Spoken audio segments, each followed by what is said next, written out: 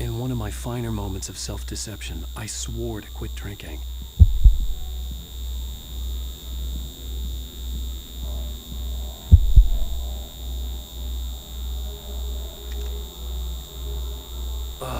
The sunglasses made the world look bearable. Now I could keep my eyes open without feeling like a vampire in the sun.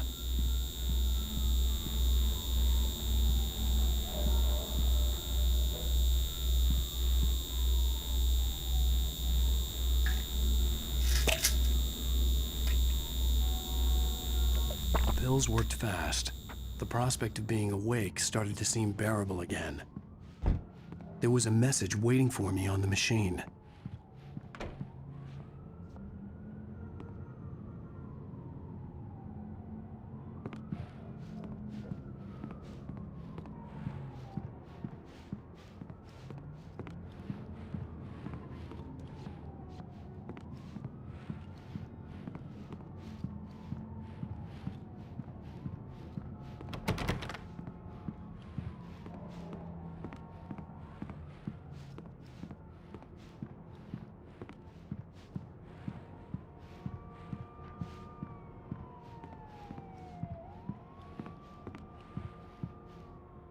You have one new message. Al! Are you still asleep? Wakey, wakey! You should have your show on your TiVo. If Alice wasn't too mad to record it. She called me earlier and really chewed me out. Yeah, we went a little overboard last night. But parties are a part of this business. Al, look, I'm saying this as your friend. She's not doing your career any favors by trying to run your life like that, okay? I'll talk to you later, Al. Watch the show.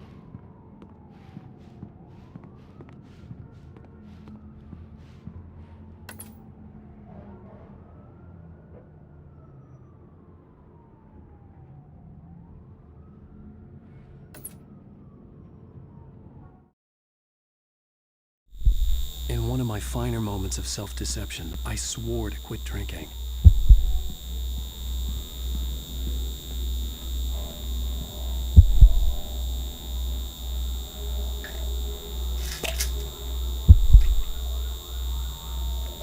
The pills worked fast.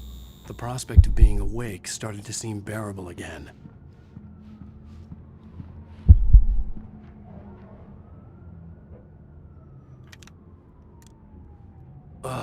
The sunglasses made the world look bearable.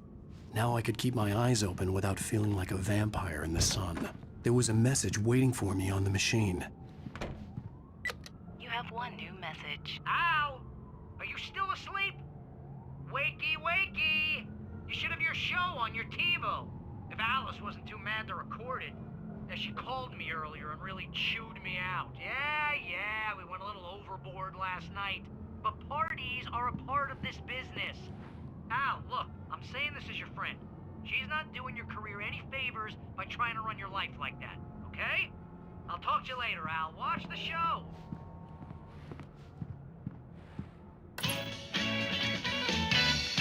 Ladies and gentlemen, welcome back to the Harry Gallic Show. Thank you. Thank you, everybody. We have a great show tonight. I've been talking with the best-selling author Alan Wake about his new book, The Sudden Stop. Yeah, good read. Go buy it. No, it is a good read. Look, I'm gonna be honest here. Is that wise? No, but I'm gonna do it anyway. I got people who give me the lowdown on books. I'm a busy guy. But this one, I actually read from cover to cover. I mean, I'm a big fan. Wow, thanks. Now, this might be a spoiler for those who haven't read the book yet. Based on the sales figures, the 2 people out there who haven't read the book yet. But this last book is all about the death of the main character, the hard-boiled New York detective, Alex Casey. Now, there's been a lot of outrage about this. Why the hell did you kill Casey? What the hell were you thinking, man? Good riddance. No, seriously though. 7 years and 6 books is a long time. He was a gloomy guy to spend all your working hours with, and it was a good run. But it's time to explore new things. My next book will be a departure from the old for me. You selfish bastard, always thinking of yourself. Well, you've certainly given us a lot of entertainment over the years. And now that you mention it, Casey was a gloomy guy. Never had much luck with his love life with the ladies. Was that autobiographical in any way? Yeah, no kidding. Casey's lady friends tended to die on him. With Casey, it was all about his pain. No, nothing autobiographical about that. I'm a happily married man. My wife is my muse. Well, congratulations. That's great to hear. So, how's the publicity tour been treating you? Good, great. But I gotta say, I'm glad to be back home in New York. Well, you've certainly been on the news a lot lately. Lots of parties and, you got into a fight with some paparazzi. Oh, man. Well, that guy was really in my face. I lost my temper. I know that wasn't cool. You are famous for that temper. Well, I did also write several books. Well, your latest novel is called The Sudden Stop, and it's in bookstores now. Go get it. That means the two of you out there who haven't bought it yet. Ladies and gentlemen, that's all we have for you tonight. I want to thank all our guests for the evening. Alan Wake, Sam Lake. Once more, do the face for a Sam. And our musical guests, Poets of the Fall. Thank you. At least I'd been funny. I told myself I could live with that. Hey, honey. Did you watch the show? I didn't say anything stupid if that's what you want to know. Okay, Grumpy. You want an aspirin or something? Are you gonna start with me about drinking now? You know what? I should have followed Go her back to sleep, advice, Alan. but suddenly I was angry. What? Now you can't even talk to me? Well, this morning I was angry because you said you'd be home at midnight and you showed up at 7 a.m. and passed out in mid-sentence. Now I'm over it. Are you angry? This goddamn tour. It's gotten out of hand. Oh, honey. It's almost over, right? We can get back to normal. Then you can start writing again. I'm sorry, honey. Alan, you're not thinking straight. Just take a shower and go back to bed, huh? Yeah, you're right, honey. I'm sorry. Once this is over, let's go away together. A vacation. Just you and me. Some peace and quiet.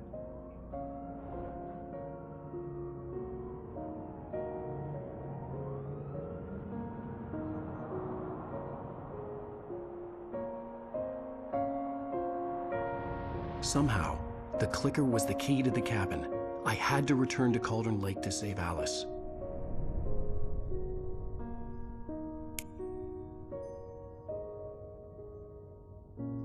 I'm going back to the lake to finish this. I'm going to write an ending to the story in the manuscript on my own terms, to make it all right. Why can't you just write it here? The last page is still in the typewriter. I need to read it first. Everything needs to be just right. Zane tried to cut some corners, and it didn't end well. Okay, ready when you are. I'm sorry, Sarah, but I need to do this alone. Barry, take her gun. Miss Weaver, close the door when I leave.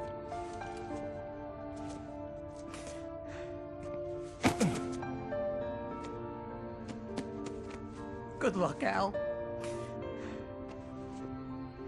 See you later.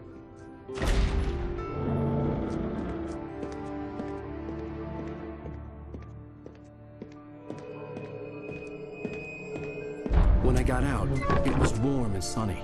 I'd flicked the switch of the clicker. Had it done this? I didn't stop to question it. I had to take advantage of the sunlight to get to the lake. On Zane's page, I'd stood on the rim of Cauldron Lake, about to use the clicker. That's where I was headed.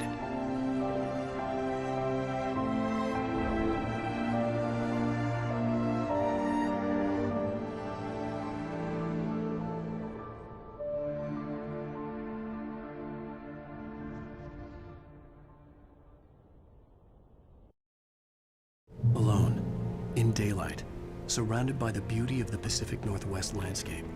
It was hard not to let doubt creep in one last time. I could still chalk everything up to a dream, a delusion. I had enough imagination to make up something like this, having been in the cabin all this time, trapped in a story inside my head, gone mad from grief over Alice's death like Hartman had claimed. There would be no way of knowing. I told myself it didn't really matter. My course was set.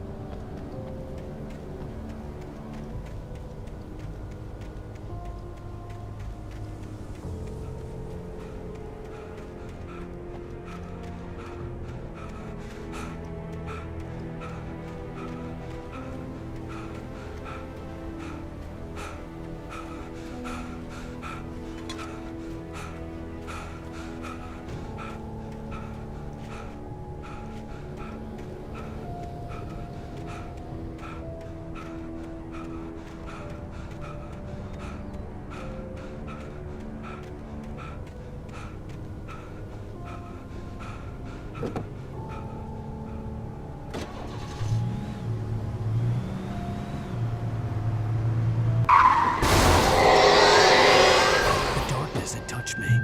There was a link between us, always would be.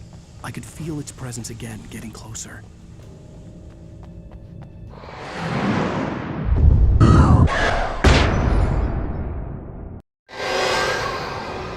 will kill your wife.